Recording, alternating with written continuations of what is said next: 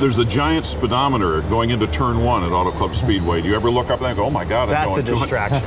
That's a distraction. Yeah, that's one of his sponsors too. Yeah, I think they pump up that mile per hour. They turn it up a little bit when the Toyotas come by.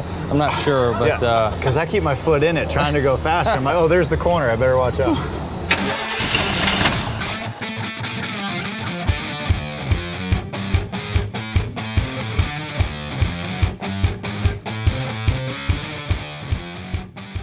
Welcome to your Uncle Joe's Garage. We're at the Petersen Museum today, just taking it outside a little bit, and very pleased to have Kurt Busch with us here today and Denny Hamlin, real honest-to-God NASCAR Sprint Cup drivers. Guys, welcome back to Los Angeles. Thank you. It's good to be here. Appreciate you having us. You know, it's interesting for the many times you've been out the Auto Club Speedway out here, the things that we've done. You've won there before. In fact, that was 03, I think. A long time ago. Weren't you on the pole there last year as well? I was close, but the track for me suits me really well. I like the big, open, sweeping corners, and in qualifying, you can kind of let your hair down and try to get down those straightaways pretty quick. And Denny, how do you view something like that, a wide track that 4 or 5 cars maybe can get down? We love it as drivers. I mean, if you would poll the drivers on their top 3 racetracks, Auto Club's going to be in there for most of us. So it's a great racetrack, and even though I haven't won there, it's definitely at the top of the list of the tracks that you want to cross off that you've won there before. There's a change in NASCAR this year with the cars themselves. What is it, less downforce, more horsepower? Is that how it works? We end up with less downforce. The horsepower is about the same. So that makes the cars looser. We hope. You both started on dirt, didn't you, to begin with? So you're used to the back end of the car kicking out? Yeah, I have dirt experience. I have a little bit of dirt experience, but I was on asphalt for most of my life. So what do you anticipate? You've both done some testing already, and Daytona's coming up. What do you anticipate is going to be like?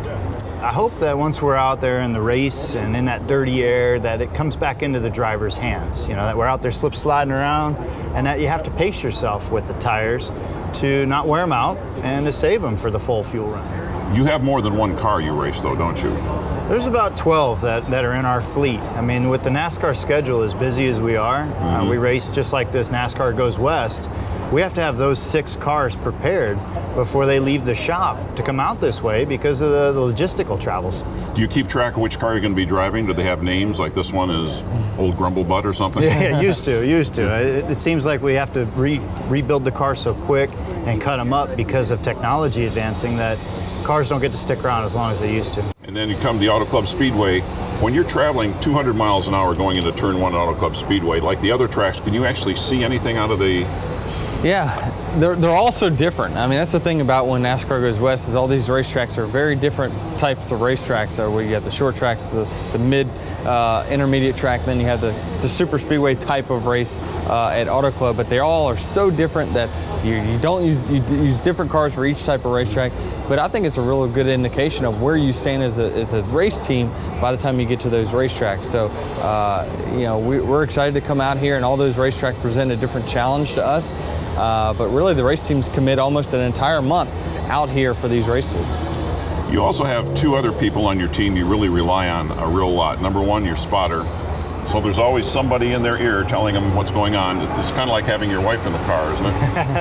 Yep, you hope that they're on top of things. They're on top of things. You don't want them taking risks and put us in a bad spot. Amen. And your crew chief, well, you got Tony Gibson back again this year? Yes, sir. Yes, sir. He knows quite a bit about winning. Yeah, the crew chiefs are the most vital person on the team. They have every department that they are in control of, and the way that people report to them, if they're a good person to work with, they're going to get more out of that person. What do you think?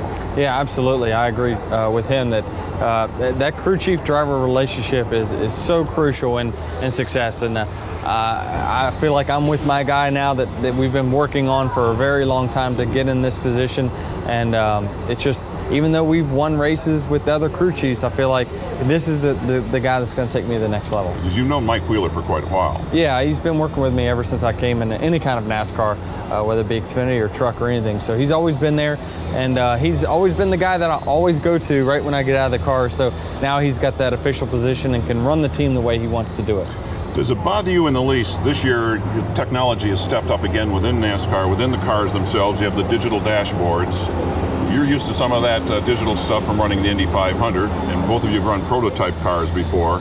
Does it bother you that you constantly have these numbers in front of you, or you just ignore it when you're driving? Yeah, it's no sweat. I mean, it doesn't make the car go any faster, so I'm not too interested in it. Yeah, typically the only time I look down is when something's happening to the race car. So What's flashing? Yeah, pit road speed is the only thing that it will be a difference for us. You having digital readouts and everything.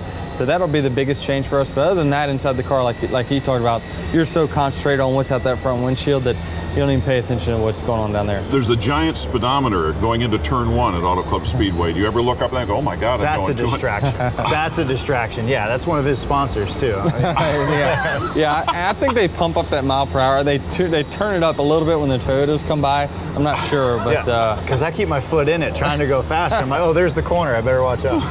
Yeah, that's one of the racetracks that finding your mark getting into turn 1 is difficult, and then they add a huge screen up there to let you know how fast you're going to make your driver feel even more uneasy.